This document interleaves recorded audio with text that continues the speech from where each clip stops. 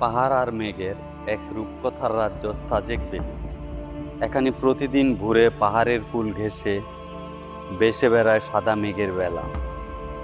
উঁচু নিচু পাহাড়ি পথ অতিক্রম করে তাই তো পর্যটকরা রোমাঞ্চকর দৃশ্য উপভোগ করতে ছুটে আসেন সাজেক ভ্যালিতে।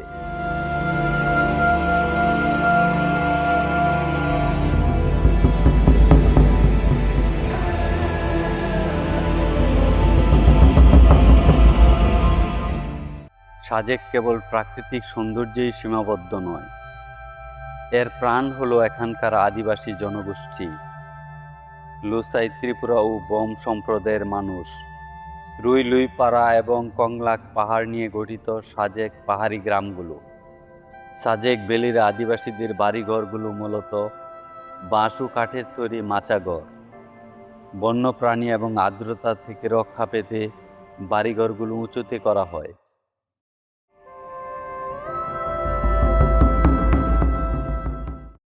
পাহাড়ের প্রকৃতির সঙ্গে একাত্ম হয়ে বেঁচে আছেন এখানকার আদিবাসী মানুষরা। তাদের ঘরবাড়ি, পোশাক, খাবার সব কিছুতেই মিশে আছে পাহাড়ের নিজস্ব ছন্দ।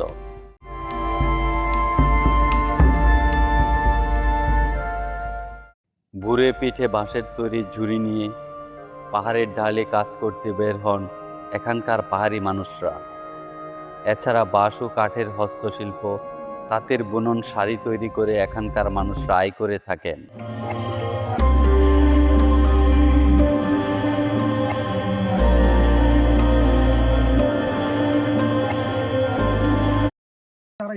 দেখেন আমাদের রাস্তাটা। 10 জনে 10 কথা বলবো, আপনি এত কথা শুনতে পারবেন না। ওই আরে বলতেছি রোমান বাড়ি ফিক্সড আরো বাড়ছে। হ্যাঁ না বললো রোড আছে, কাঁচা রোড কি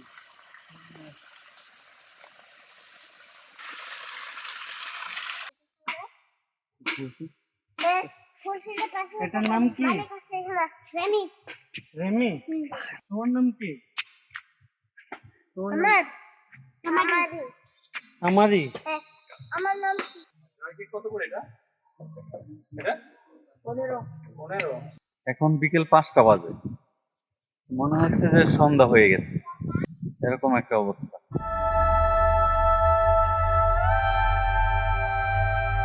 সাজেক ভ্যালি পাহাড়ের নিচে আদিবাসী পাড়া। আমরা আদিবাসী পাড়ায় যাচ্ছি, তুলে ধরব আদিবাসীদের ঘরবাড়ি, তাদের দৈনন্দিন জীবন।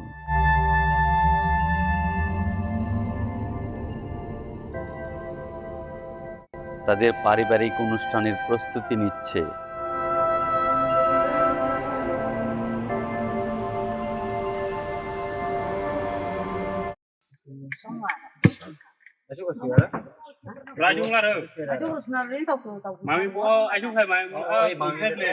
ছেলে কয়জন আছে?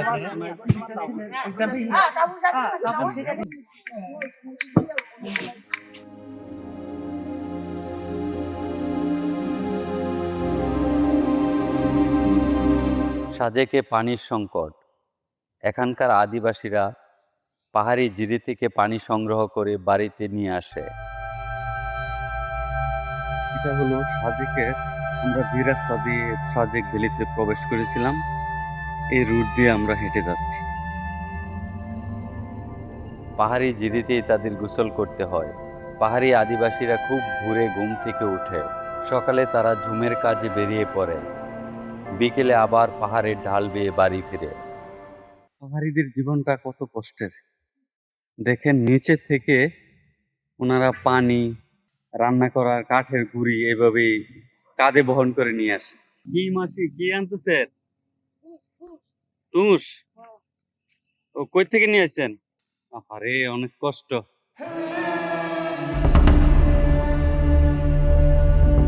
এই গাড়িগুলো দিয়ে ওনারা পানি দিয়ে আসে সাজেকের রিসোর্ট গুলোতে, কারণ উপরে কোনো পানি নেই, এটা আপনারা জানেন, নিচ থেকে পানি দিয়ে আসতে হয়। পাহাড়ি ঢালু রাস্তা বেয়ে নিচে যাচ্ছি। সামনে ছোট একটি আদিবাসী পাড়া, 8 থেকে 10টি পরিবার বসবাস করে। সাজেকের রাস্তাটা কতটা ঢালু দেখেন। নিজেদের প্রয়োজনের তাগিদে প্রতিদিন এখানকার বাসিন্দাদের ঢালু রাস্তায় ওঠানামা করতে হয়। কষ্টের মাঝেও তাদের জীবন থেমে থাকে না। জীবন চলছে আপন গতিতে। আমি আস্তে আস্তে অনেক দূর চলে এসেছি। এখান থেকে সাজেক বিলি অনেক উপরে, অনেক দূরে। দেখি সামনে কি আছে। পাহাড়িরা পাহাড়ে এভাবে ঝুম চাষ করে, পাহাড়ি কলা চাষ করেছে পাহাড়িরা। এখানে একা ঘোরা নিষেধ, তাই আমি চলে যাচ্ছি, কারণ এটা যেহেতু সাজেকের বাইরের এলাকা।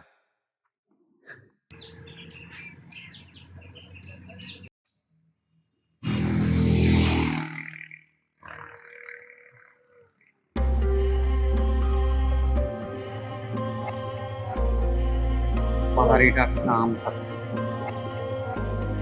পাহাড়ি ফল বেশ মিষ্টি ও সুস্বাদু, একেবারে ভেজাল মুক্ত। ফলগুলো অল্প দামে বিক্রি করে থাকে আদিবাসীরা। সাজেকের বিখ্যাত মসজিদ। বাংলাদেশ সেনাবাহিনী 2020 সালে এই মসজিদটি নির্মাণ করে। সাজেক ভ্যালিতে যারাই বেড়াতে আসেন, একবারের জন্য হলেও এই মসজিদটি দর্শন করে যান। পাহাড়ের উপর মনোরম ডিজাইনে সজ্জিত মসজিদটি টুরিস্টদের নজর কাড়ে।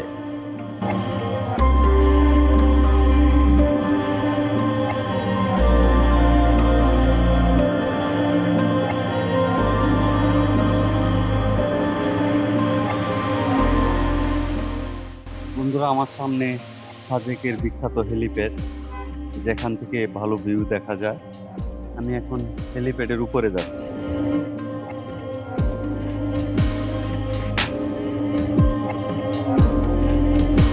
খুব সুন্দর মিজোরামের ভিউ।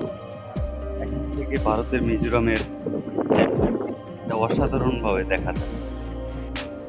সমুদ্র পৃষ্ঠ থেকে 1800 ফুট উচ্চতায় দাঁড়িয়ে চারপাশের সুবিশাল পাহাড় চূড়া আর মেঘের বেলা, সত্যিই অনুভূতিটা ভাষায় প্রকাশ করার মতো নয়। সাজেক ভ্যালির মূল আকর্ষণ হেলিপ্যাডে দাঁড়িয়ে সাজেকের সূর্যোদয় ও সূর্যাস্ত উপভোগ করা যায়।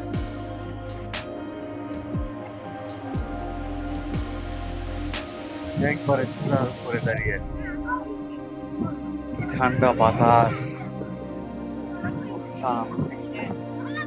মনে হচ্ছে যে ফ্রিজের বাতাস। মেঘ যেন পাহাড়ের বুকেই ঘর বেঁধেছে।